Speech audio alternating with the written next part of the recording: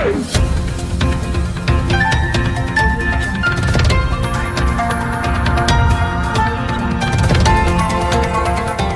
देख रहे हैं मगरा न्यूज राजस्थान, खबरें सबसे तेज। राजस्थान में नए कृषि कानून पर विचार के लिए विधानसभा सत्र बुलाएगी गहलोत सरकार। राजस्थान के मुख्यमंत्री अशोक गहलोत और प्रदेश कांग्रेस कमेटी के अध्यक्ष गोविंद सिंह डोटासरा ने केंद्र सरकार पर नए कृषि कानून के जरिए किसानों में भ्रम पैदा करने का आरोप लगाते हुए कहा कि राज्य विधानसभा सत्र बुलाकर इन कानूनों पर संविधान के तहत विचार किया जाएगा। वह राज्य सरकार किसानों के हित में फैसला करेगी। दोनों नेताओं ने कांग्रेस के पूर्व अध्यक्ष राहुल गांधी की प्रदेश की यात्रा के लिए आमंत्रित करने की बात उन्होंने कही है। उन्होंने कहा है कि जिस तरह राहुल गांधी ने पंजाब हरियाणा में जाकर किसानों का दुख दर्द सुना है, उसी तरह उन्हें राजस्थान में आने के लिए आमंत्रित किया जाएगा।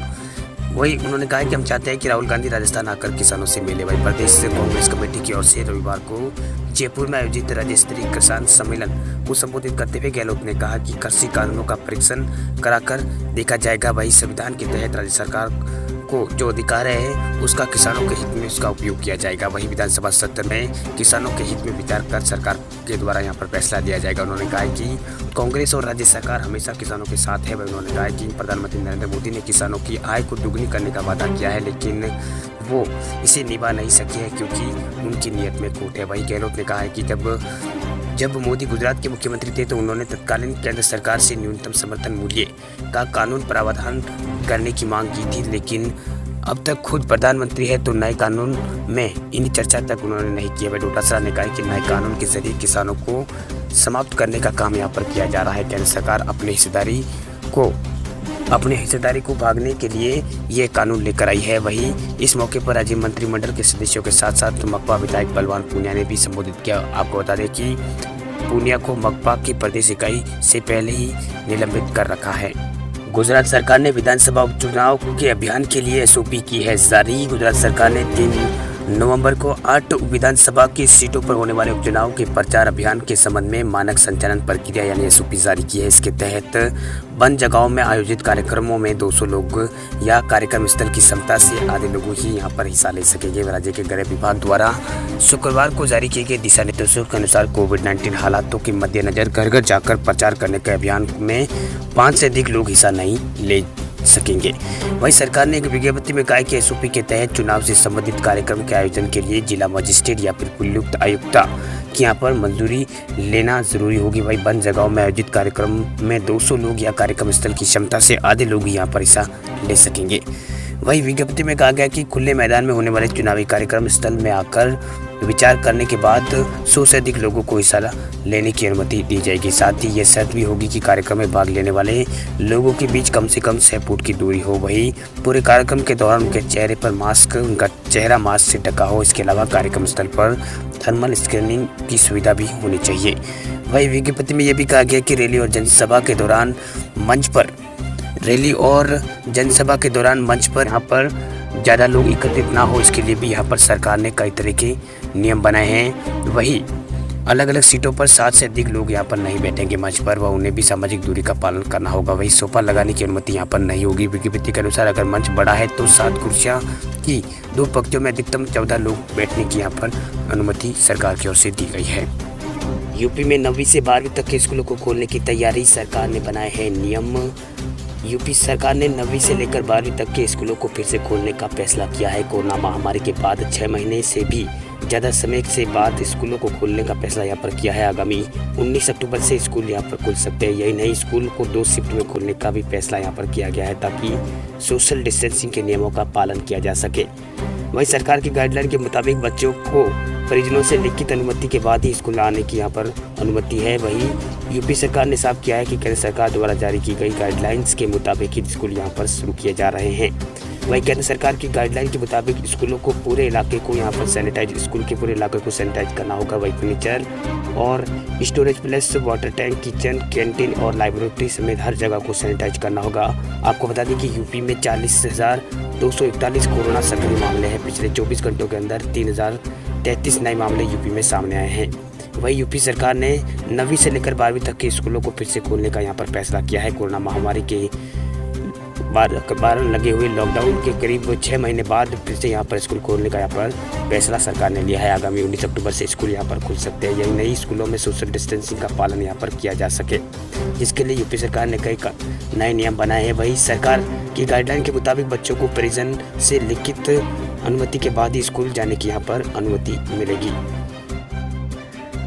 कोरोना काल में विदेश में फंसे भारतीयों को राहत देने के लिए मोदी सरकार बड़ा कदम उठा रही है। इसके तहत विदेश में फंसे उन भारतीयों को सहूलियत मिलेगी जिनके इंटरनेशनल ड्राइविंग लाइसेंस परमिट यानी आईपीडी की वैलिडिटी खत्म हो गई है। केंद्र के लिए मोटर व्हीकल नियम 1989 में संशोधन मोदी सरकार करने जा रही है। कुछ मामलों में देखा गया है कि परमिट के नवीनीकरण का कोई मैकेनिज्म नहीं है। ऐसे में नियमों में किए जा रहे संशोधन से विदेश में फंसे भारतीयों को बड़ी मदद मिल सकेगी। केंद्रीय सड़क और परिवहन व राजमार्ग मंत्रालय ने संशोधन से संबंधित ड्राफ्ट नोटिफिकेशन यहाँ पर जारी किया है। इस ड्राफ्ट नोटिफिकेशन के मुताबिक भारतीयों को ऐसे नागरिक जिनके इंटरनेशनल ड्राइविंग लाइसेंस परमिट की वैलिडिटी खत्म हो गई है वे भारतीय दूतावास के पोर्टल पर ऑनलाइन आवेदन कर सकते हैं। इन आवेदनों को वाहन प्लेटफॉर्म में डाल दिया जाएगा। यहाँ से संबंधित आरटीओ के पास ये आवेदन पहुँच जाएगा। वही इंटरनेशनल ड्राइविंग लाइसेंस परमिट के लिए नियमों के तहत मेडिकल सर्टिफिकेट और वैध वीडियो का ब्यौरा देना होता है। वह नए संशोधन में व्यवस्था की जानी है। जिसके पास वैध ड्राइविंग लाइसेंस है उन्हें अब मेडिकल सर्टिफिकेट देने की ज़रूरत नहीं है।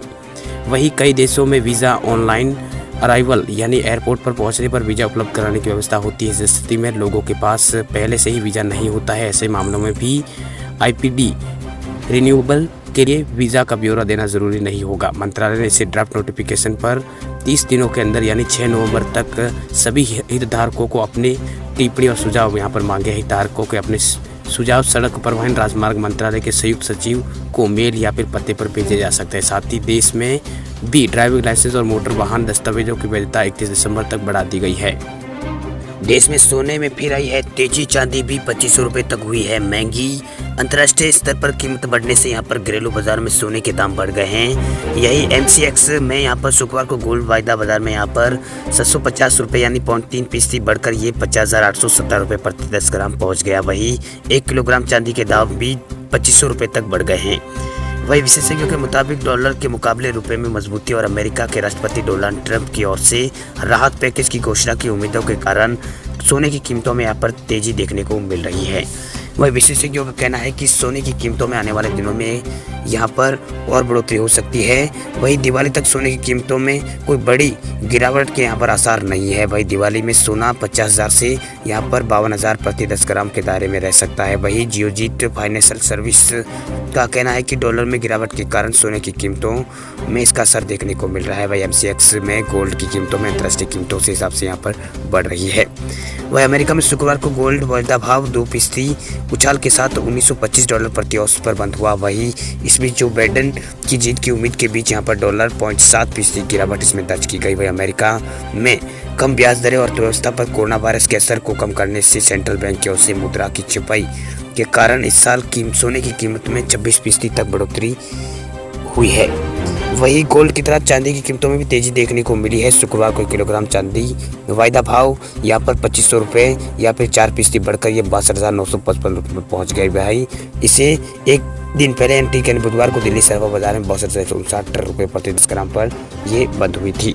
वही भारत में सोमवार को 7वीं बार सॉवरेन गोल्ड बॉन्ड के लिए सब्सक्रिप्शन खोली जाएगी। वह रिजर्व बैंक ऑफ इंडिया ने बताया कि इश्यू प्राइस यहाँ पर 5,551 रुपये प्रति ग्राम सोना तय किया गया है। सामान्य तौर पर गोल्ड बॉन्ड का इश्यू प्राइस पिछले 3 दिनों में यहाँ पर 99.9% वाले सूता वाले सोने के बंद हुए भाव के औसत के आधार पर तय किया जाता है। भारत में 70 लाख कोरोना के केस अभी तक आ चुके हैं सामने, 60 लाख लोग हो चुके हैं ठीक। देश के 5 राज्यों में अब तक सबसे ज़्यादा है कोरोना के मरीज। भारत में कोरोना वायरस के आंकड़े से जुड़ी 2 नई बातें सामने आई है। इनमें एक बात टेंशन देने वाली है तो दूसरी राहत भरी है। पहली बात यह है कि भारत में कोरोना केसों का आंकड़ा 70 लाख पार पहुँच गया है। अब इसे सुनकर घबराने से पहले अगली बात भी सुन लीजिए। दरअसल राहत की खबर यह है कि ठीक होने वाले मरीजों की संख्या भी भारत में 60 लाख हो गई है। मतलब यह है कि कोरोना के सिर्फ फिलहाल 9 लाख के आसपास ही भारत में एक्टिव केस है। वही शनिवार रात को जारी किए गए आंकड़ों की बात करें तो कुल केस भारत में यहाँ पर कुल केस यहाँ पर भारत में 70,51,156 केस थे, जिनमें 1,08,334 लोग जान गंवा चुके हैं। वही 60,74,507 लोग कोरोना को हराकर यहाँ पर घर जा चुके हैं। आपको बता दें कि भारत में कोविड-19 के मामले 7 अगस्त को यहाँ पर 20 लाख थे, जो 23 अगस्त को 23 लाख हो गए। वही 5 सितंबर को 40 लाख और 16 सितंबर को 50 लाख और 28 सितंबर को 60 लाख पार चले गए थे। आपको बता दें कि भारत में सबसे ज़्यादा कोरोना केस महाराष्ट्र राज्य में है। यहाँ अब तक 15,17,434 मामले सामने आ चुके हैं। वहीं आंध्र प्रदेश में 7,50,570 मामले अभी तक कोरोना के इस राज्य में सामने आ चुके हैं। वही बात करें कर्नाटक की, तो कर्नाटक में 7,786 कोरोना के मामले सामने इस राज्य में आ चुके हैं। वही तमिलनाडु में 6,51,370 कोरोना के केस अभी तक मिल चुके हैं। इसके बाद उत्तर प्रदेश की बात करें तो उत्तर प्रदेश में 4,33,712 कोरोना के मामले सामने आए थे। वही कुल एक्टिव केसों की संख्या के 61% मामले इन्हीं राज्यों में है। वही लेकिन रात की बात यह है कि कुल रिकवरी रेट में भी इनकी साझेदारी 54.3% इन राज्यों की पहुँच गई है। वही फिलहाल महाराष्ट्र में 2,21,156 एक्टिव केस है। वही कर्नाटक में 1,20,929 और आंध्र प्रदेश में 95,918 एक्टिव केस है। वही आंध्र प्रदेश में 46,724 एक्टिव केस है। वही तमिलनाडु में 44,151 अभी एक्टिव केस है। वही कोरोना के मामले में पिछले 3 हफ्ते यहाँ पर अच्छे रहे हैं। 3 हफ्तों में नए मरीजों की संख्या में ठीक हुए लोगों की संख्या यहाँ पर भारत में ज़्यादा रही है। वही आईसीएमआर ने बताया है कि 18 से 24 सितंबर के बीच भारत में 6,49,908 मरीज रिकवर हुए। वही 6,14,265 नए मामले भारत में सामने हैं। वही 25 सितंबर से 1 अक्टूबर के बीच 5,98,224 मरीज ठीक हुए। वही 5,80,067 नए मामले भारत में मिले हैं। इसी तरह 2 अक्टूबर से यहाँ पर 8 अक्टूबर के बीच भारत में 5,54,503 मरीज रिकवर हुए। वही 5,23,071 नए मामले भारत में सामने आए हैं। वही भारत में लगातार यहाँ पर रिकवरी रेट भी बढ़ रहा है। भारत में रिकवरी रेट अब भारत में 86% से ज़्यादा हो चुका है। भारत में रिकवरी रेट लगातार बढ़ रहा है।